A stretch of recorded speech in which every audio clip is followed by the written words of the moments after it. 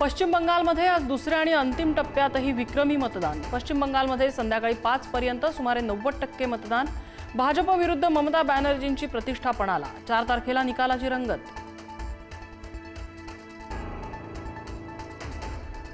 ठाकरेंच्या शिवसेनेकडून विधान परिषदेसाठी अंबादास दानवेंना उमेदवारी। उद्धव ठाकरेंनी सुचवलं दानवेंचं नाव।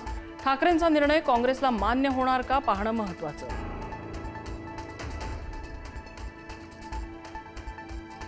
विधान परिषदेच्या उमेदवाराकडून महाविकास आघाडीत फूट। ठाकरे उमेदवार नसल्याने काँग्रेस आपला उमेदवार देणार। विधान परिषदेची उमेदवारी ठाकरेंनी न घेतल्यामुळे काँग्रेस नाराज। विधान परिषद उमेदवाराबाबत एकत्र बसून निर्णय घेऊ, काँग्रेस नेते सचिन सावंतांचं वक्तव्य। उद्धव ठाकरेंनी निवडणूक लढवावी अशी काँग्रेसची इच्छा असल्याचं वक्तव्य। अंबादास दानवेंच्या उमेदवारीचा निर्णय चर्चा करून घेतलेला नाही। भाई जगतापांची उद्धव ठाकरेंवर नाराजी। तर ही जागा सेना लढवत असेल तर पुढच्या राज्यसभेची जागा काँग्रेसला द्यावी, वडेट्टीवारांची भूमिका।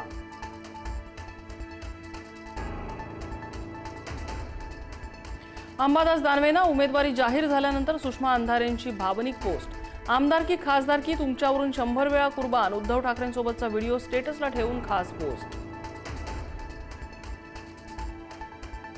विधान परिषदेसाठी भाजप अतिरिक्त 6वा उमेदवार देण्याच्या तयारीत। महाविकास आघाडीतल्या नाराजीचा भाजप फायदा घेण्याच्या तयारीत।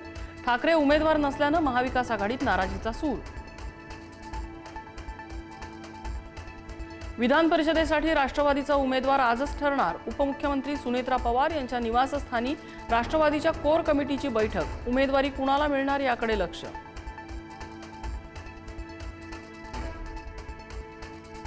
विधान परिषदेसाठी शिवसेनेकडून कोणतीही ऑफर नाही। बच्चू कडूंचं स्पष्टीकरण। तर निरोप आल्यास एकनाथ शिंदेंना भेटायला जाऊ, बच्चू कडूंची सूचक प्रतिक्रिया।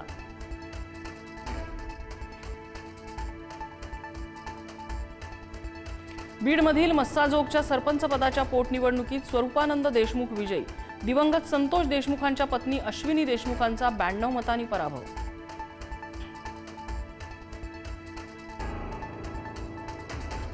पहलगाम सारखा धर्म विचारून हिंदूंवर हल्ला करणाऱ्या मीरा रोडच्या जुबैर अन्सारीची संजय राऊतांकडून पाठराखण। एकाच धर्माकडून हे होत नाही, सगळेच धर्म असं करतात। संजय राऊतांचं धक्कादायक वक्तव्य। बोंधू अशोक खरातला 7व्या गुन्ह्यात 14 दिवसांची न्यायालयीन कोठडी। 8व्या गुन्ह्यात ताबा मिळवण्यासाठी एसआयटीचा कोर्टाकडे अर्ज। 8व्या गुन्ह्यातही महिलेवर लैंगिक शोषणाचे गंभीर आरोप। नाशिकमधील कॉर्पोरेट जिहाद प्रकरणी धक्कादायक धागेदोरे समोर। आरोपीच्या मोबाईलमध्ये तरुणींचे फोटो, कोड नंबर, आंतरराष्ट्रीय रॅकेट असल्याच्या संशयाला बळ।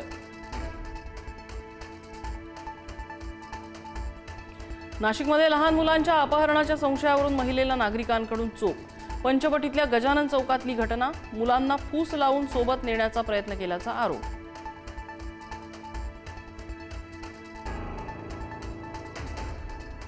मुंबईत लवकरच अरुंद रस्त्यांवर उंच इमारतींना परवानगी देण्यात येणार। महापालिकेनं इमारतींच्या उंचीवरील निर्बंध शिथिल करण्याचा निर्णय। सुरक्षिततेबाबत प्रश्न गंभीर होणार।